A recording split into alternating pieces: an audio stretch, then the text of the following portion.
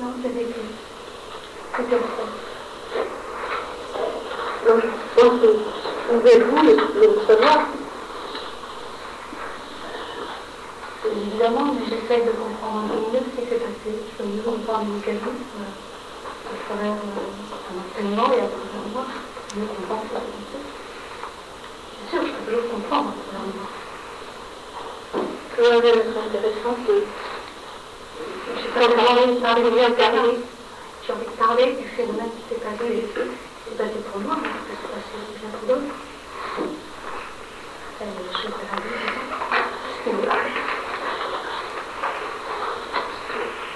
De voir ça quand même.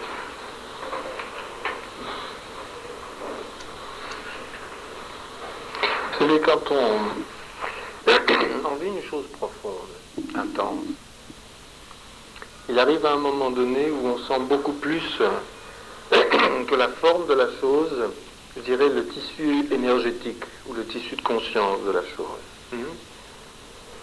Et l'intensité est telle que ce n'est plus la forme extérieure qui prédomine, qui détermine le ressenti.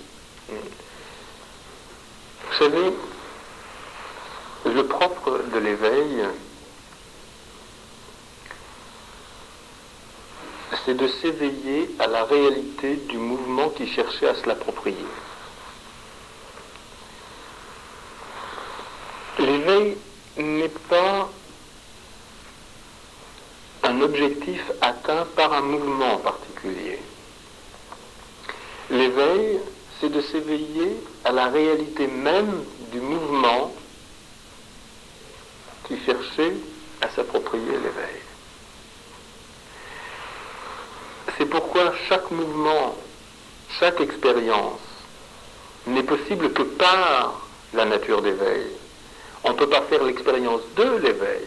Toutes les expériences sont possibles par l'éveil. À un moment donné, ce qui apparaît comme souffrance peut apparaître comme joie parce que ce qui permet cela est de la même nature. Et il y a un moment donné où il y a une telle intensité que le basculement peut être très rapide.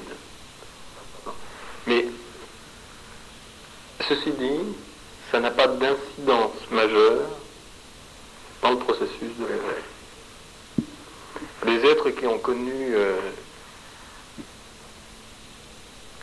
des souffrances intenses, ils l'ont vécu en réaction, ont pu éprouver beaucoup plus la nature de l'intensité de l'expérience que ce qu'on appelle communément souffrance ou joie. C'est le fait d'avoir éprouvé l'intensité de l'expérience qui amène une conscience particulière.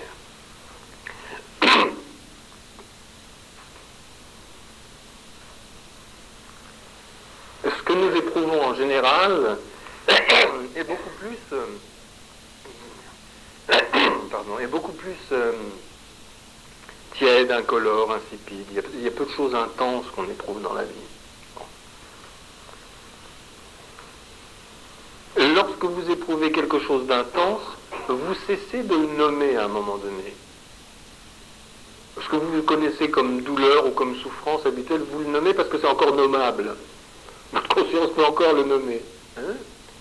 Mais lorsque vous éprouvez quelque chose très intensément, c'est plus nommable à ce moment-là. Vous êtes dans l'intensité de l'expérience. Bon. Et cette intensité confond la joie et la souffrance. Donc vous ne pouvez pas dire plus particulièrement ce que vous avez vécu est une joie ou une souffrance. Vous pouvez simplement dire que ça relève de l'ordre de l'intensité. Bon. Seulement la différence, c'est que quand une expérience relève de l'ordre de l'intensité, on a le sentiment d'être vivant, beaucoup plus que d'habitude. Bon. Et que ça, c'est un écho de la réalité, le sentiment d'être vivant parce qu'on dit quelque chose d'intense. C'est pourquoi on essaye très souvent d'intensifier l'expérience, d'intensifier le stimuli extérieur. On intensifie l'émotion, on intensifie l'expérience sensorielle, on intensifie la situation dramatique dans la chambre d'hôtel. Bon. Et on confond l'intensité parce qu'elle nous donne un sentiment d'être vivant avec le réel. L'intensité, c'est encore petit. Hein?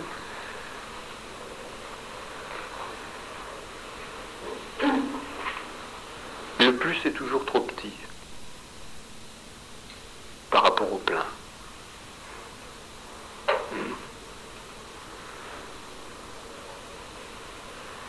Est-ce qu'il y a une façon de vivre sa journée chaque jour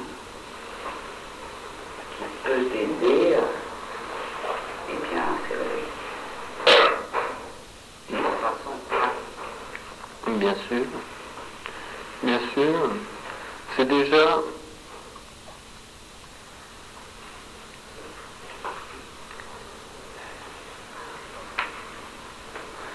C'est bien de ne pas devenir un fonctionnaire de l'élévation. Il y a des ascenseurs pour ça.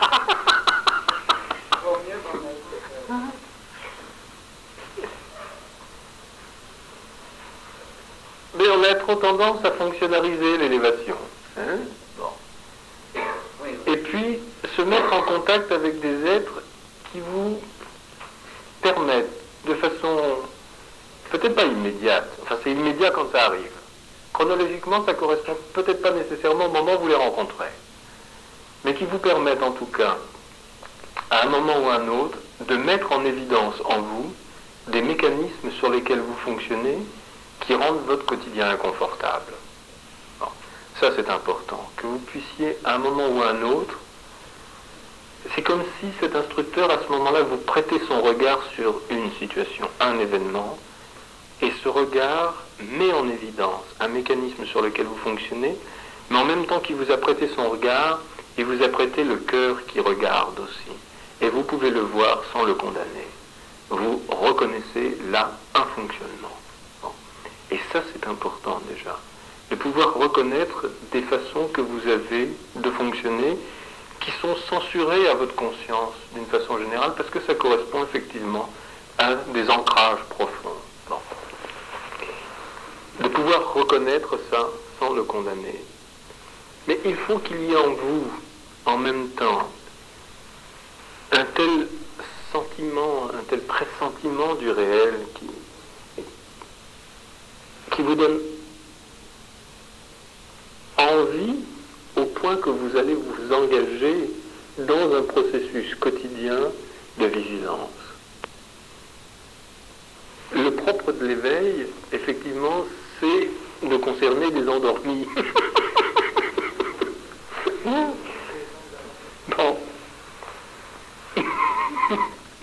Mais si vous assistez, vous écoutez des enseignements et que au cours de ces enseignements vous êtes dérangé dans votre sommeil, mais que dès que vous partez, bon, et que vous attendez le shoot suivant, la piqûre suivante pour... Vous savez, c'est le contraire que d'habitude. D'habitude, on fait un shoot pour dormir, on fait un shoot pour ouvrir un œil. Bon, mais vous allez devenir effectivement, ce que laisse supposer, ce que disait Madame tout à l'heure, vous allez devenir accro-gourou. Hein? Et alors, vous allez chercher votre petite dose régulière d'enseignement. Non, il y a à un moment donné une conscience de la nécessité de votre engagement personnel, d'une coopération réelle de votre part à ce qui est pressenti au cours de l'enseignement et au cours de ces dénonciations quotidiennes qui vont vous venir. Bon, ça c'est une première chose. Et au fur et à mesure où cela grandit en vous, vous allez reconnaître l'énoncé de l'argument de la réalité, vous allez... C'est ce même réel en vous qui va le reconnaître quand il va être dit. Vous allez... Ce réel va se reconnaître. Bon. Et à ce moment-là, vous allez éprouver le besoin de rappeler ce moment-là en vous. Ça, c'est la façon de gérer son quotidien. Ça implique qu'en côtoyant un instructeur, qu'en côtoyant un témoignage du réel, vous avez pu reconnaître l'évidence dont il est question, et que cette évidence, mais bon sang, mais c'est bien sûr, c'est moi dont il parle là. Bon. Hein. Ça, il faut pouvoir le reconnaître. Il faut que vous ayez l'impression à un moment donné, quand l'instructeur parle, qu'il est en train d'énoncer votre propre histoire. Il est en train de vous prononcer. Bon. Et quand, d'évidence, vous reconnaissez cela, vous savez que lorsque vous allez rappeler cela en vous, vous ne rappelez pas quelque chose d'étranger à vous-même, donc d'aliénant. Vous rappelez quelque chose qui s'est reconnu comme vous-même, comme votre propre fait d'être. Et là, ça va dépendre de vous de vivre ces rappels. Voilà, et voilà, exactement. Parce que, voilà, c'est de faire vivre ça en le faisant grandir comme c'est vous que vous faites grandir. Vous ne faites pas grandir un petit truc à l'extérieur de vous, regarde mon bonhomme de neige, il grandit tous les jours. Non. Vous faites, en le faisant grandir, c'est vous que vous faites grandir. Non. Et les deux choses vont se nourrir constamment. De dénoncer les mécanismes qui perpétuent votre sommeil. Qu'est-ce qui perpétue votre sommeil si ce n'est les rêves que vous entretenez? Le sommeil diurne dans lequel vous fonctionnez, il est entretenu par les rêves. Ben voilà. Bon. Et ces choses-là, il faut les voir. Quels sont les rêves que je maintiens, que je perpétue en moi? Mais il faut les voir avec le regard d'amour de l'instructeur. Ça, c'est la lila, c'est le jeu, il faut le voir comme ça. Bon. Et comme vous regardez avec amour vos enfants, vos petits-enfants qui jouent comme vous avez joué, qui croient à leur jeu, et qui découpent des tigres en papier qui se font peur avec. Hein? Bon, il est un temps pour les tigres en papier, c'est dommage à 60 ans ou à 70 ans de se faire encore des tigres en papier. C'est tout. Et c'est pas une entreprise exceptionnelle. Mais ça demande, il faut que vous soyez... Vous savez, les instructeurs, ce sont les pubs du réel. Bon. Hein? Et il faut que la pub du réel elle soit séduisante, il faut qu'elle soit attractive, hein? Et il faut que vous ayez envie de goûter cette affaire-là. Bon. Et donc ça, c'est le rôle de l'instructeur, de rendre le réel désirable pour vous. D'autant plus qu'il va le faire sentir, non pas en dépendance par rapport à lui, mais comme quelque chose qui vous appartient en propre, c'est quelque chose qui est en vous. Vous allez avoir envie d'aller à la source réelle qui est là. Bon. Ça, c'est son rôle. Je pense qu'il est connu de façon fausse. Parce qu'en général, les publicités nous font miroiter quelque chose, et quand on s'approche de la chose réelle, elle est décevante.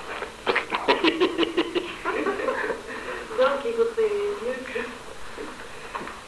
que ce qu'ils disent, à la limite, soit moins beau que la chose elle-même. Oh, c'est beaucoup moins beau que la chose elle-même. Beaucoup moins beau. Un jour, j'étais avec ma femme, on arrivait au Cachemire et on était avec le maître avec qui j'ai vécu en Inde. Et on arrivait ensemble par la route au Cachemire et on a vu les Himalayas. Et je dis, mon Dieu, quelle beauté. Et mon maître m'a regardé et m'a dit, tu trouves ça beau? Je dis oui. Alors il m'a dit, alors imagine la beauté de ceux qui donnent de la beauté à cela.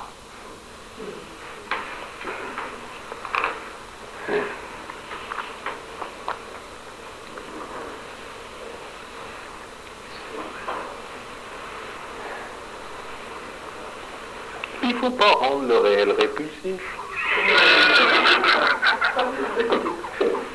Hein?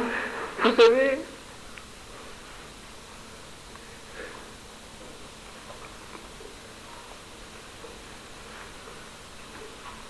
moi c'est ma façon de faire, voilà.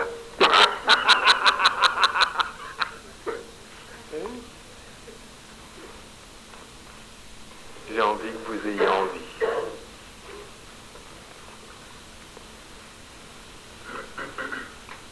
Mais ça m'est naturel. J'ai pas d'effort à faire pour ça. Les publicités, elles se cassent la tête, moi non.